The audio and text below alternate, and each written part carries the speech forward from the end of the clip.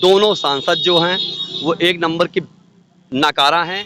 गोंडा मुख्यालय को गोंडा मुख्यालय को गोंडा मुख्यालय को गोंडा मुख्यालय को ये मनमानी नहीं चलेगी ये मनमानी नहीं चलेगी।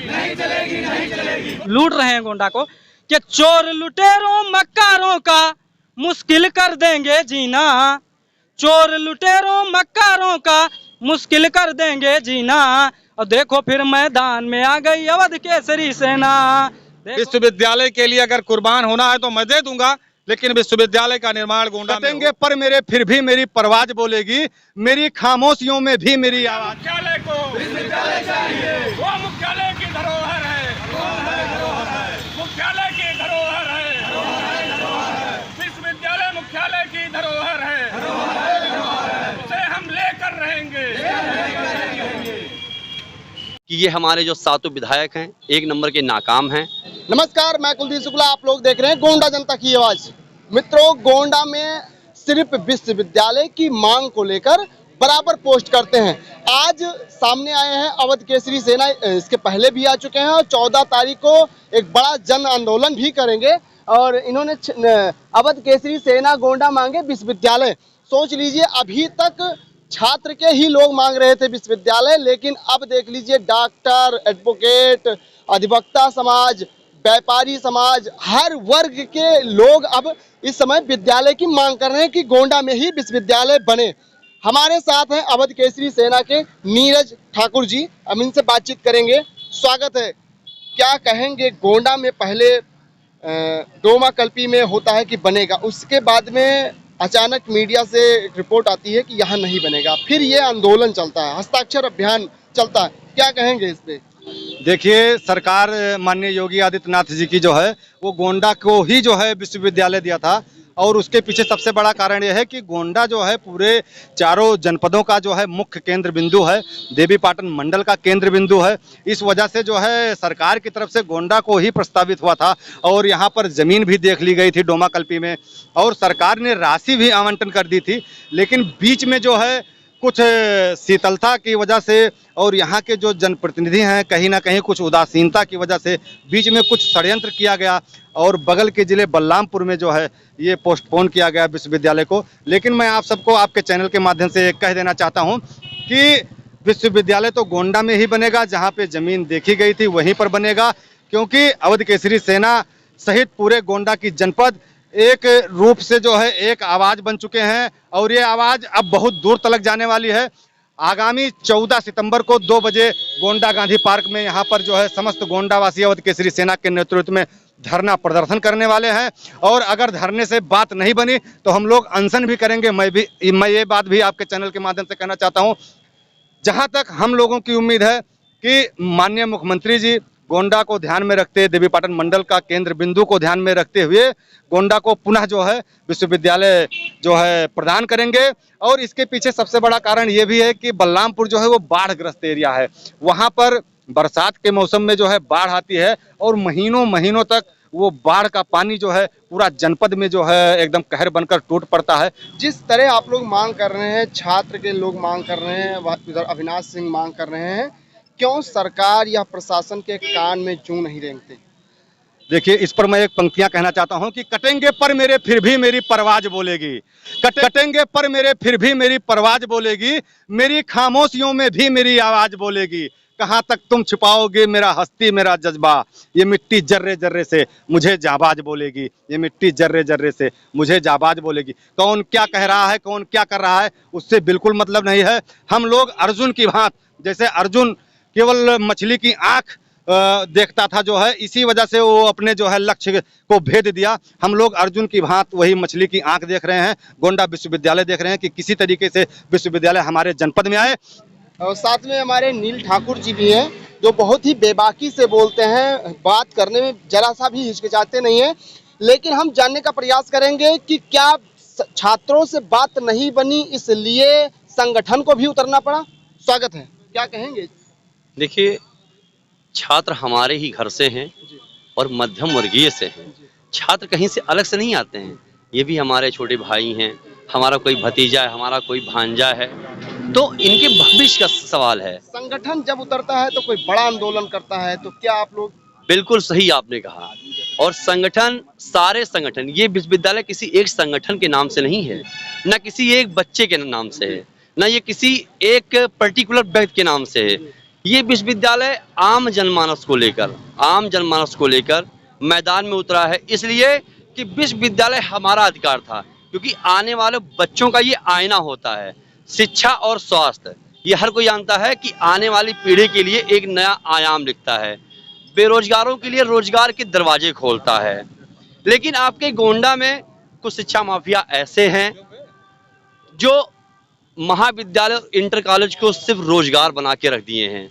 जहां विश्वविद्यालय की फीस अगर 500 रुपए होगी तो उनके यहाँ 5000 रुपए है। जिसको शिक्षा का मंदिर माना जाता था वो अब, हाँ, उसको शिक्षा का मंदिर तो छोड़ दीजिए, पहले होता था कि सेवार्थ जाइए और शिक्षार्थ आइए, मगर अब क्या है, सेवार्थ आते जाइए और शिक्षार्थ जाइए। वो पढ़े या ना पढ़े उससे मतलब नहीं है, उनको सिर्फ अपने विद्यालय से, अपनी ऊंची ऊंची बिल्डिंगों से मतलब है, इनके बच्चों के भविष्य से कोई मतलब नहीं है उनका। ये दबाव नील जी हम जानने का प्रयास करेंगे, ये दबाव कहाँ से आया? पहले डोमा कल्पी में पैसा भी आवंटित हो जाने के बाद और अब पता चलता है कि बलरामपुर बनेगा, जिससे आप लोगों को संघर्ष करना पड़ रहा है। ये दबाव कहाँ से आया? मैं सभी चैनल के माध्यमों से, अपने पत्रकार बंधुओं से और जनप्रतिनिधियों से, और कहते हैं कि जो जनमत है, मैंने हमेशा यही बोला है कि ये हमारे जो 7 विधायक हैं 1 नंबर के नाकाम हैं, दोनों सांसद जो हैं वो 1 नंबर के नाकारा हैं। MLC साहब वो भी विधायक रह चुके हैं। ये तो पक्ष की बात हो गई, विपक्ष भी किसी मुद्दे पे बोलने लायक नहीं है। उसको ये डर है कि कहीं मेरा घर ना खुद जाए। अरे भाई, आप शिक्षा की बात कर रहे हो, आप अलग जगाने की बात कर रहे हो।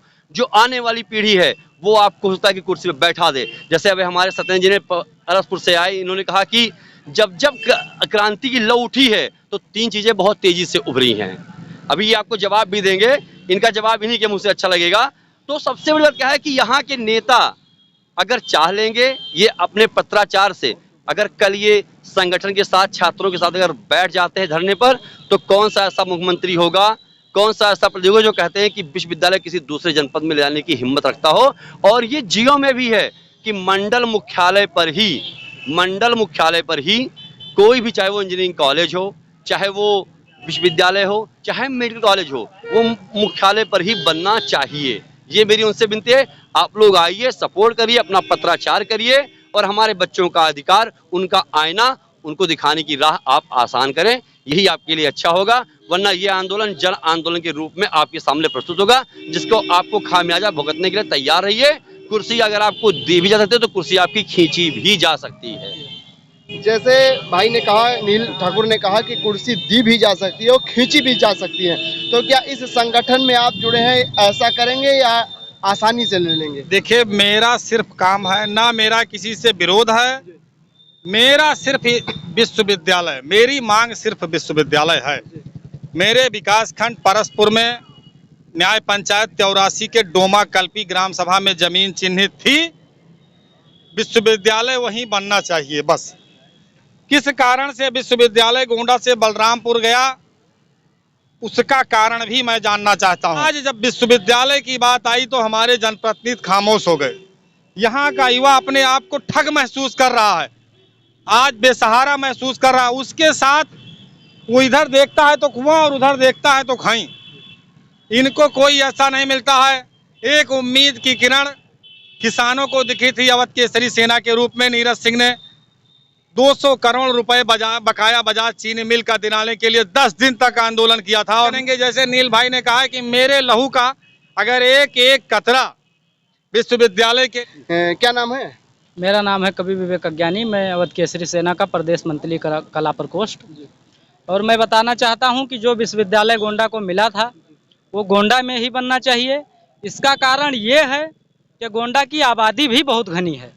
गोंडा बलरामपुर से जिला भी बड़ा है और बलरामपुर का मुख्यालय भी है गोंडा।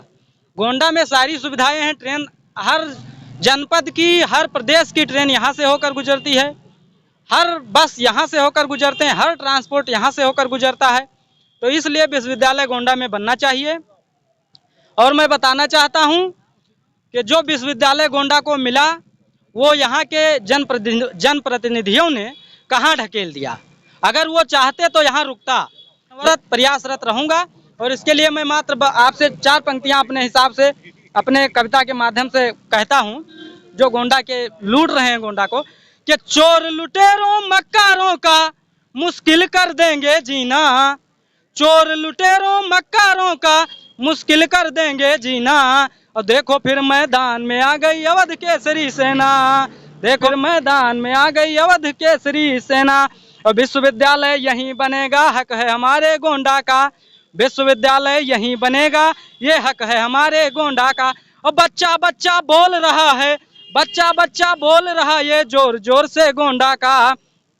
और सुनो हाकिमों कान खोल कर आएगा तुम्हें पसीना। और देखो फिर मैदान में आ गई अवध केसरी सेना, देखो फिर मैदान में आ गई अवध केसरी सेना। तो हम यही कहना चाहते हैं कि हम अवध केसरी सेना के सैनिक हैं, ठाकुर नीरज सिंह के साथ कंधे से कंधा मिलाकर चल रहे हैं और हम विश्वविद्यालय के लिए हर प्रकार की लड़ाई लड़ेंगे। अगर यहाँ के नेताओं को ये लगता है कि उनके ऐसा करने से नहीं बनेगा, तो ये बिल्कुल नहीं हो सकता है, क्योंकि वो राजनीति करते हैं। तो राजनीति में मैं भी पैदा हुआ हूँ और राजनीति मुझे भी आती है। मैं हर प्रकार का साम दाम दंड भेद छल कपट सब अपनाऊंगा। लोगों को शिक्षित करना चाहिए बाबा को, बस यही बाबा से मेरा आग्रह है। जय श्री राम, जय तो हिंद, जय देखते रहे कि गोंडा में बराबर विश्वविद्यालय की मांग होती रही और लोग मांग करते हैं। और हमने तो देखा है कि सबसे ज्यादा फेसबुक और ट्विटर पे मांग हो रही है और अब तो बराबर लोग सड़क पे भी उतरने लगे हैं, बराबर ज्ञापन भी दे रहे हैं। इस समय हम लाल बहादुर शास्त्री पीजी कॉलेज के सामने खड़े हैं और यहाँ आज एक हस्ताक्षर अभियान चलाया गया है, जो कि कुछ दिन पहले भी चलाया गया था और आज सीएम पांडे जी का भी कार्यक्रम था। तो बराबर यह लोग कार्यक्रम करते हैं, लेकिन सबसे आश्चर्यचकित बात यह है कि क्यों नहीं प्रशासन और सरकार के कान में जूं रेंग रहे हैं जिस तरह यहाँ मांग हो रही है। तो देखते रहिए गोंडा जनता की आवाज।